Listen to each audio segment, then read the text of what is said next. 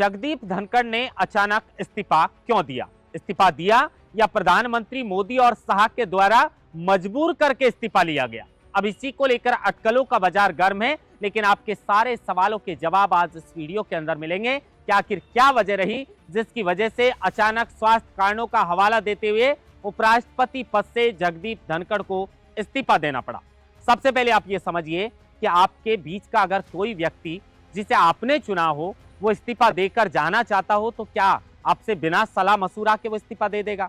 तो क्या लगता है कि जगदीप धनखड़ ने इस्तीफा देने से पहले बीजेपी के बड़े नेता या प्रधानमंत्री मोदी और शाह से इस बारे में चर्चा नहीं की होगी? और अगर चर्चा हुई होगी तो क्या मोदी ने इस्तीफा देने के लिए उन्हें मना नहीं किया होगा? लेकिन कारण कुछ और ही है।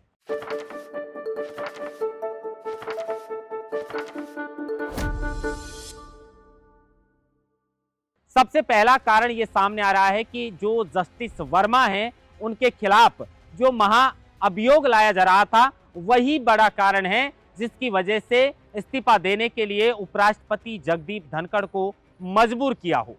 अब देखिए इसके बारे में विस्तार से बताएंगे, लेकिन उससे पहले आप समझिए कि आखिर यहां तक बात कैसे पहुंची। जो उपराष्ट्रपति जगदीप धनखड़ 10 जुलाई को जेएनयू के अंदर ये कहते हैं कि अगस्त 2027 तक मैं इस पद पर बना रहूंगा, अगस्त 2027 तक इस पद पर रहूंगा जब तक कि कोई ईश्वरीय हस्तक्षेप ना हो। यानी वो पूरी तरह ये सोचकर बैठे थे कि 2027 अगस्त तक मैं उपराष्ट्रपति पद पर रहूंगा। वो तो खैर पुरानी बात है, 11 दिन पुरानी, लेकिन आप 21 जुलाई के दिन जब वो आते भी हैं वहां पर सत्र में, तब तबीयत उनकी बिल्कुल ठीक रहती है। 3:53 पर एक विज्ञप्ति उपराष्ट्रपति कार्यालय से निकाली जाती है और उसके अंदर 23 को वो राजस्थान में ऑफिशियल विजिट के लिए आने वाले थे। यानी जो भी हुआ है ये 2-3 घंटे के अंदर अचानक हुआ है। इसी वजह से अचानक उपराष्ट्रपति जगदीप धनखड़ को अपना इस्तीफा सौंपना पड़ा है। अब इस्तीफे की देखिए 2 वजह रहती हैं, या तो आपकी गरिमा से आप समझौता नहीं करें, कोई दबाव में आप काम नहीं करना चाहें तो आप खुद स्वतः अपना इस्तीफा सौंप देंगे, या फिर आपको इस्तीफे के लिए किसी के द्वारा विवश करना पड़े। इस्तीफे की साफ तौर पर ये 2 वजह हैं। तो क्या आपकी गरिमाओं से आप समझौता नहीं करना चाहते थे इसलिए आपने इस्तीफा दिया, या आपको इस्तीफा देने के लिए मजबूर किया गया? वीडियो को आप पूरा देखेंगे तो समझ में आएगा। देखिए पहले भी उपराष्ट्रपति पद से वीवी गिरी इस्तीफा दे चुके हैं, लेकिन उसकी वजह थी राष्ट्रपति का चुनाव लड़ना। उसके अलावा आर वेंकटम रमन ने भी इस्तीफा दिया, वो भी वजह ये रही थी कि वो राष्ट्रपति पद के लिए इस्तीफा दे रहे थे और राष्ट्रपति बन भी गए थे। लेकिन उससे पहले वीवी गिरी ने जो इस्तीफा दिया वो 20 जुलाई को इस्तीफा दिया था 1969 में, इन्होंने 21 जुलाई को दिया है। उनकी वजह भी राष्ट्रपति पद का चुनाव लड़ने की रही थी। और उसके अलावा एक घटना का मैं और जिक्र करता हूं, पीवी नरसिम्हा राव की सरकार थी और उस वक्त केंद्रीय मंत्री जो कल्पना राय थी उनके खिलाफ घोटाले में उनका नाम आया था और विपक्ष पूरी तैयारी के साथ था सत्ता पक्ष को घेरने के लिए। पीवी नरसिम्हा राव ने जो है वो कैबिनेट मिनिस्टर जो कल्पना राय थी उनको अपने दफ्तर में बुलाया और उसके बाद कहा कि आप इस्तीफा सौंप दीजिए। उन्होंने कहा कि ये तो राजनीतिक द्वेषता के चलते मेरे ऊपर आरोप लग रहे हैं, मैं क्यों इस्तीफा सौंपूं।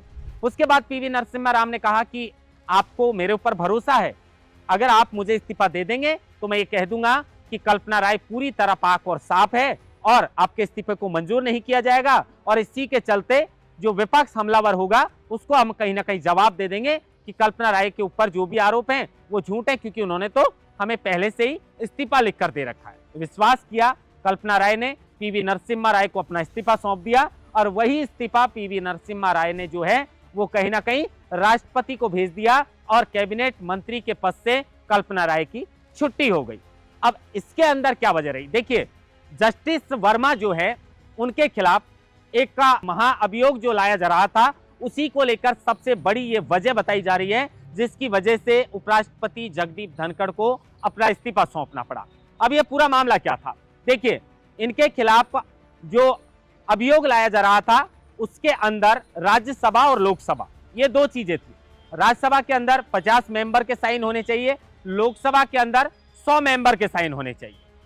अब मामला पूरा ये था कि राज्यसभा के अंदर 63 मेंबरों ने साइन कर दिए थे इस महाअभियोग लाने के लिए जस्टिस वर्मा के खिलाफ, लेकिन ये सारे सत्ता पक्ष के नहीं थे, ये विपक्ष के थे। और जो लोकसभा के अंदर लाया जा रहा था महाभियोग, उसके अंदर 152 के आसपास साइन इसमें हो चुके थे, तकरीबन 152 में साइन हो चुके थे, और लोकसभा के अंदर भी इसका महाभियोग लाया जा रहा था। लेकिन अब जगदीप धनखड़ ने राज्यसभा के अंदर जिस तरीके से साफ तौर पर कहा कि इसको लेकर जो है वो महाभियोग लाए जाने को लेकर यहां पर जो मेंबर हैं 63 उन्होंने साइन कर दिए हैं, और क्या ये लोकसभा में भी लाया जा रहा है, वो वहां पर पूछ रहे थे।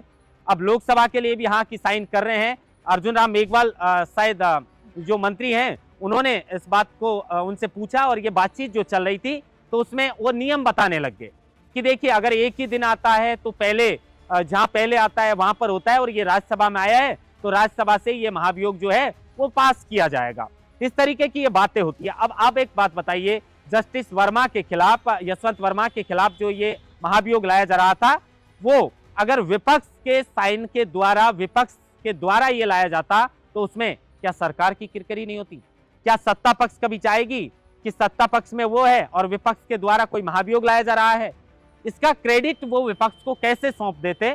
और कहीं ना कहीं जगदीप धनखड़ की जो रणनीति थी, जिस तरीके से ये पूरा क्रेडिट ऐसा लग रहा है कि ये विपक्ष को जाने वाला था, और इसी को लेकर यहीं पर शायद पेच फंसा है, क्योंकि लोकसभा के अंदर भी 152 जो है वो मेंबर हैं, उन्होंने इसको लेकर साइन कर दिए थे, और 63 मेंबर जो हैं उन्होंने इसके राज्यसभा में साइन कर दिए थे। लेकिन जगदीप धनखड़ ये चाहते थे कि ये राज्यसभा के अंदर ये महाभियोग लाया जाए, और इसी को लेकर ये क्रेडिट जो है कहीं ना कहीं विपक्ष को जा रहा था। और इस्तीफे के बाद भी आपने देखा होगा कि जयराम रमेश ने जमकर इसको लेकर तारीफ की। हालांकि प्रधानमंत्री नरेंद्र मोदी जो हैं वो इस्तीफे के बाद भी काफी घंटों तक वो चुप रहे। 22 जुलाई आ जाती है। अब आप एक बात बताइए कि स्वास्थ्य खराब के चलते अगर कोई इस्तीफा दे रहा है तो बीजेपी के तमाम नेता चुप से हो गए, प्रधानमंत्री नरेंद्र मोदी चुप हो गए। क्या उनको शुभकामनाएं नहीं देनी चाहिए थी? क्या उनके स्वास्थ्य के बारे में नहीं बोलना चाहिए था? दूसरे दिन वो महाराष्ट्र के मुख्यमंत्री को जन्मदिन की शुभकामनाएं दे रहे हैं, लेकिन उपराष्ट्रपति के इस्तीफे पर उन्होंने चुप्पी साध ली। अब ये चुप्पी का क्या कारण था? बीजेपी ने पूरी ने चुप्पी क्यों साधी हुई थी? इससे यह झलक रहा है कि शायद मजबूर करके इस्तीफा लिया गया हो, ऐसी अटकलें लगाई जा रही हैं। लेकिन उसके बाद अचानक 22 जुलाई का 21 जुलाई को इस्तीफा देते हैं। मैंने बताया कि 3:53 पे तो राजस्थान में विजिट के लिए वो आने वाले थे। इसी को लेकर प्रस्ताव पास किया था, उपराष्ट्रपति कार्यालय से विज्ञप्ति थी। उसके बाद में अचानक ऐसा क्या हुआ कि रात को इस्तीफा हुआ। रात को बीजेपी और प्रधानमंत्री नरेंद्र मोदी खामोश रहते हैं। उसके बाद दूसरे दिन महाराष्ट्र के मुख्यमंत्री को जन्मदिन की बधाई देने के बाद भी प्रधानमंत्री ने कोई ट्वीट नहीं किया। अचानक 12 बजे एक्स पर प्रधानमंत्री के से ट्वीट आता है और वो लिखते हैं कि श्री जगदीप धनखड़ जी जो हैं उन्हें भारत के उपराष्ट्रपति सहित कई भूमिकाओं में देश की सेवा करने का अवसर मिला। मैं उनके उत्तम स्वास्थ्य की कामना करता हूं। यानी 2 लाइनें भी आप देखेंगे तो पूरी नहीं थी।